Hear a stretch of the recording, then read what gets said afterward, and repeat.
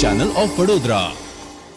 ડભોઈ ખાતે આવેલ શનિદેવ મંદિરમાં શનિદેવ મહારાજના જન્મ ઉત્સવની ધામધૂમથી ઉજવણી કરવામાં આવી હતી। આઝાદીના ઇતિહાસમાં સૌપ્રથમવાર ડભોઈ નગરની અંદર શનિદેવનું મંદિર બન્યું છે, ત્યારે સૌપ્રથમવાર તેમનો જન્મદિવસ ધામધૂમથી ઉજવવામાં આવ્યો। શ્રી મહાકાલના સંઘના તમામ સદસ્યો, પદાધિકારીઓ, સાધુ સંતોની ઉપસ્થિતિમાં મહાકાલ ભૈરવકાળ સંઘના રાષ્ટ્રીય અધ્યક્ષ વિના સોલંકીએ જણાવ્યું કે શ્રી શનિદેવ મહારાજનો જન્મદિવસે સવારે આરતી, બપોરે યજ્ઞ અને 56 ભોગ કરાવવામાં આવ્યો।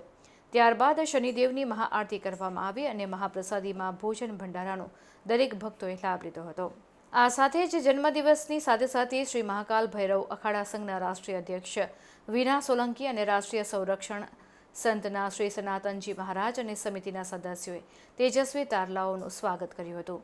સાથે ડભોઈ નગરપાલિકાના પ્રમુખ બિરેન શાહ, વડોદરા જિલ્લા મહામંત્રી ડોક્ટર બીજે બ્રહ્મભટ્ટ, ડભોઈ શહેર મહામંત્રી અમિતભાઈ સોલંકીએ તેજસ્વી તારલાઓમાં દેવર્ષિ શાહ,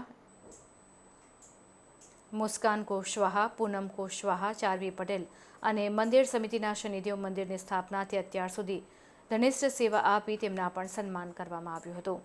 તો મહેન્દ્ર રાઠોડ, પ્રકાશ વસાવા, અશોક પ્યારેલાલ, રામ કિલોના કમલેશ, લખીરામ મંદિરના ગુરુજી નારણ બાપુ અને મંદિર સમિતિની તમામ બહેનો દ્વારા તમામનું સ્વાગત કરવામાં આવ્યું।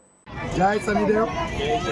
આજે ડભોઈ દર્ભાવતી નગરીમાં સૌ પ્રથમવાર શનિદેવ મહારાજનો જન્મોત્સવ ઉજવાઈ રહ્યો છે, ત્યારે આપ જોઈ રહ્યા છો ભવ્ય પૂજન ભંડારો, મહાઆરતીનું આયોજન કરવામાં આવ્યું છે અને અહીંયા શ્રી મહાકાલ ભૈરવ અખાડા સંઘના રાષ્ટ્રીય અધ્યક્ષ અને રાષ્ટ્રીય સંરક્ષક શ્રી સનાતનજી મહારાજ, ભારતીય જનતા પાર્ટીના મહામંત્રી ડૉક્ટર બ્રહ્મભટ્ટ સાહેબ, ડભોઈ નગરના પ્રથમ નાગરિક હિરણભાઈ, અમિતભાઈ, મહેશ દાજી, અશોકભાઈ, રામ કિલોના, બલવીર, કમલેશ, સંદીપ શર્મા, સંદીપ સોલંકી, અહીંયા બધા જ કાર્યકર્તાઓ ઉત્સાહભેર કામ કરી રહ્યા છે।